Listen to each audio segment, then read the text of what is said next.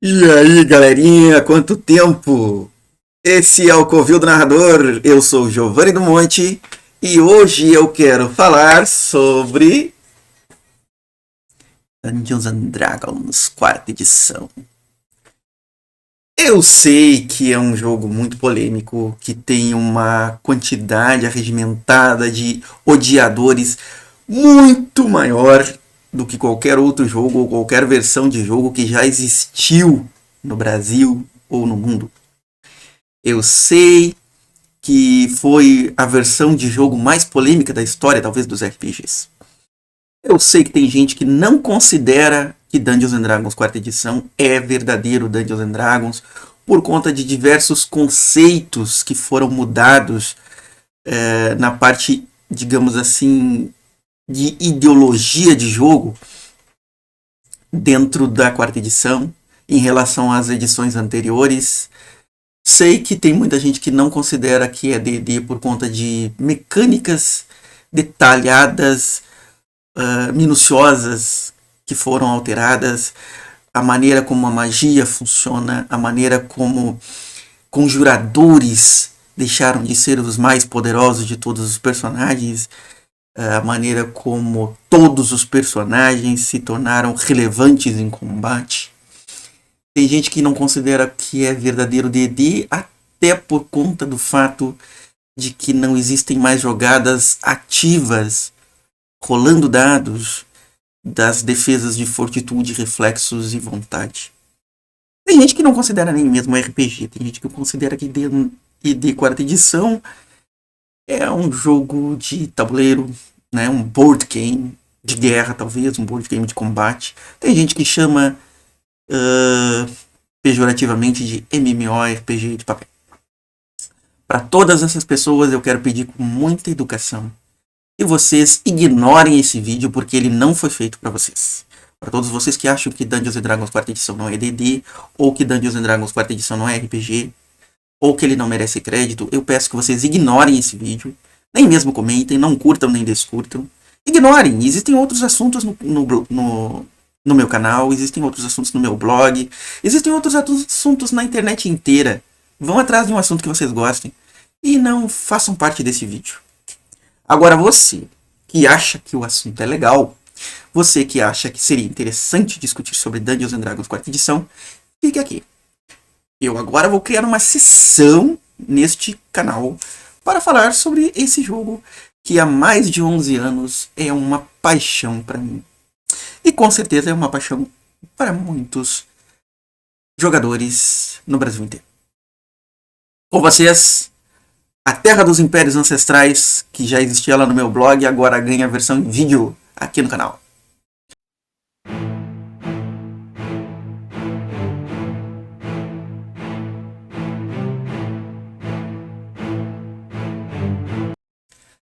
O assunto que eu trouxe hoje foi um assunto que eu estava conversando com alguns amigos pela internet,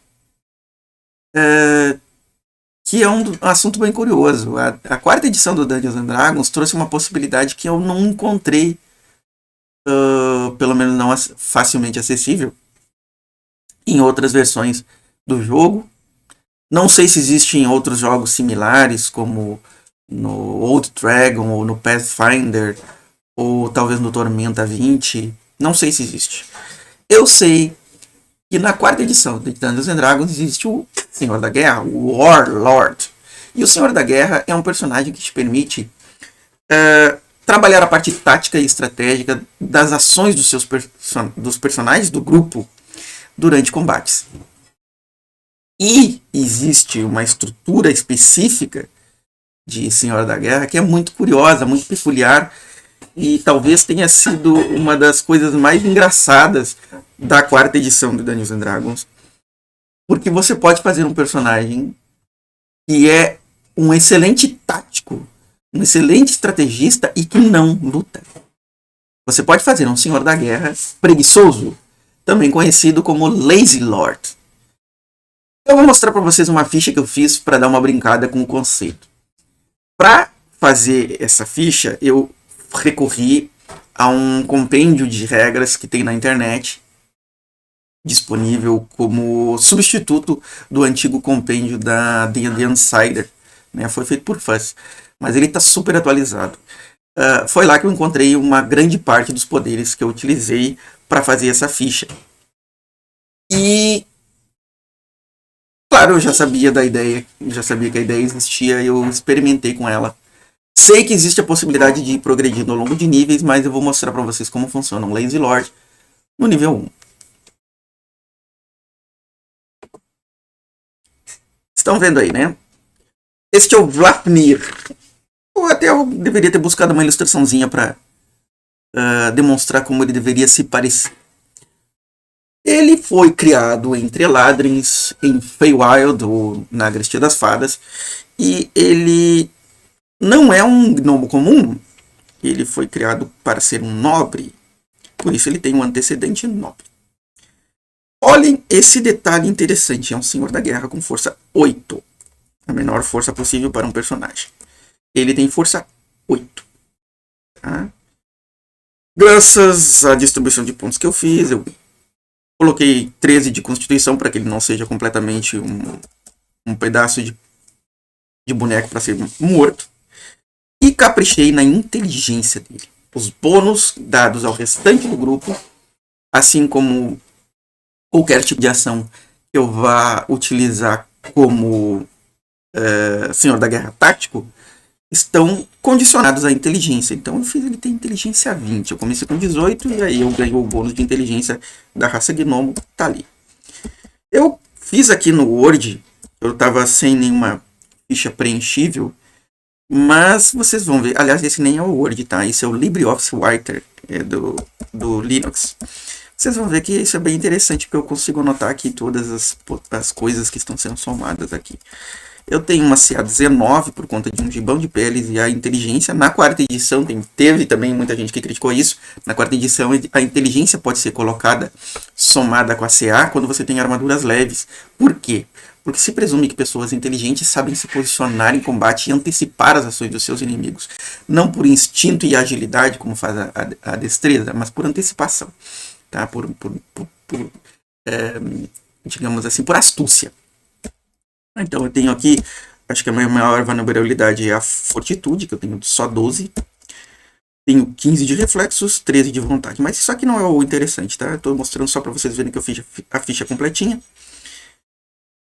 E aí chegamos ao que realmente nos importa. Tá?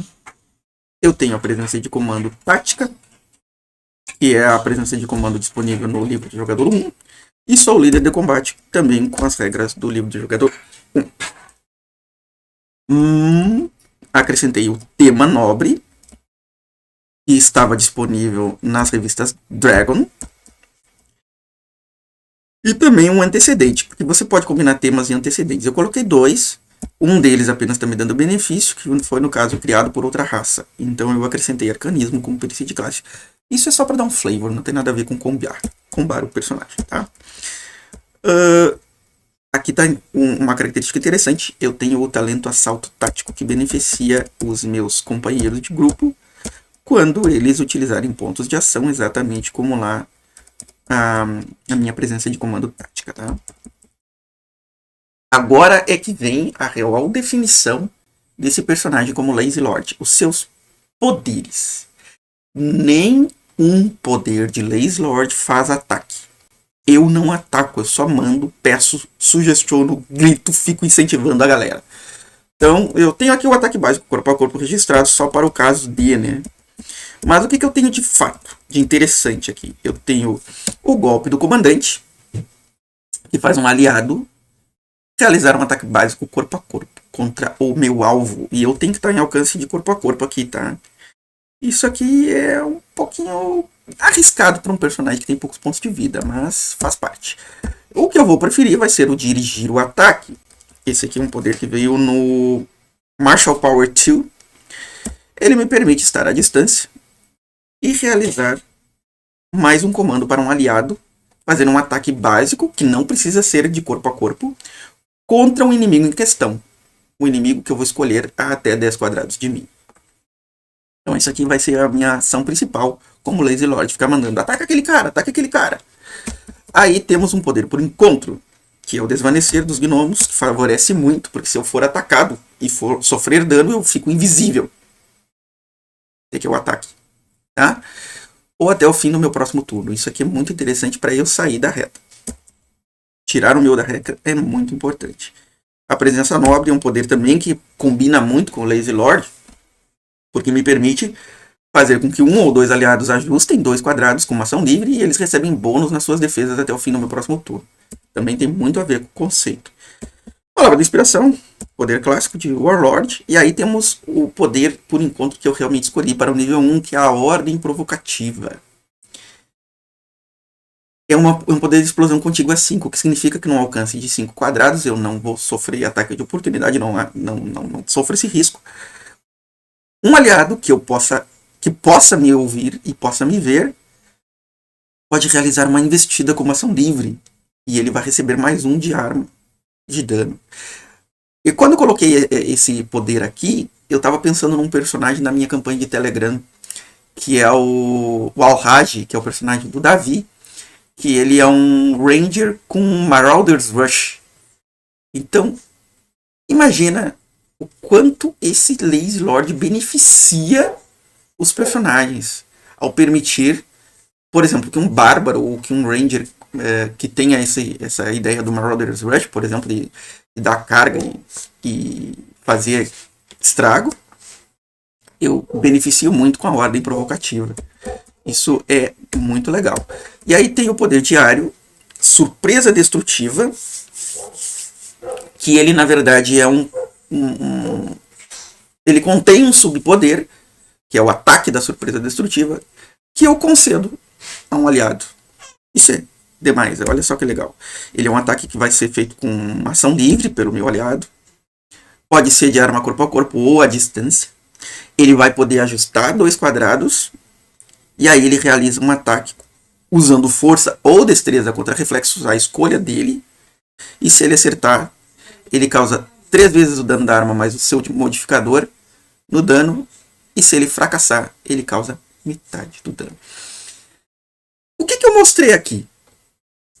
O quanto a 4ª edição criou um conceito muito criativo. Você pode fazer com o Lazy Lord. Aqui no caso eu fiz um gnominho nobre.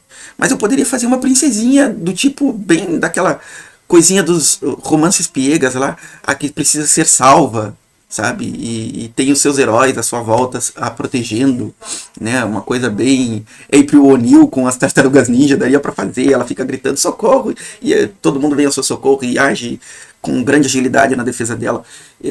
Daria para simular muitas coisas diferentes. Pode simular um rei gordão que não sabe lutar, de fato não sabe nada sobre lutar, mas entende de estratégia e fica mandando todo mundo.